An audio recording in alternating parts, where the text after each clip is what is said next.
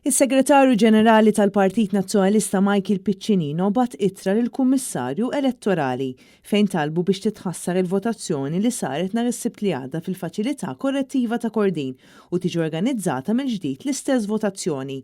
Dan wara li tkun aġġornata il-lista tal-eletturi skont il-liġi li ma lista għandha teskludi dawk il-persuni li skont il-Kostituzzjoni huma skwalifikati milli jivvotaw. Jiem ilu l-Partit Nazzjonalista permezz tad-delegat tiegħu fil-Kummissjoni Elettorali kien diġà informa lill-istess Kummissjoni Elettorali li hija naqset milli tikkanċella mill-inqas isem wieħed mill-lista tal-votanti fl-istess faċilità. U dan wara li fis-6 ta' Jannar li għadda din il-persuna ġiet ikkundannata għal 10 snin u 6 xhur priġunerija.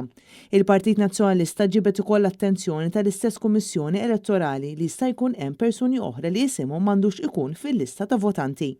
Minkejja din it-twissija tal-Partit Nazzjonalista l-Kummissjoni Elettorali baqgħet ma rreveditx il-lista ta' votanti u għaldaqstant ipproċediet bl-elezzjoni minkejja li l-lista ta' votanti fil-ħabs kienet tinkludi persuni li huma skwalifikati.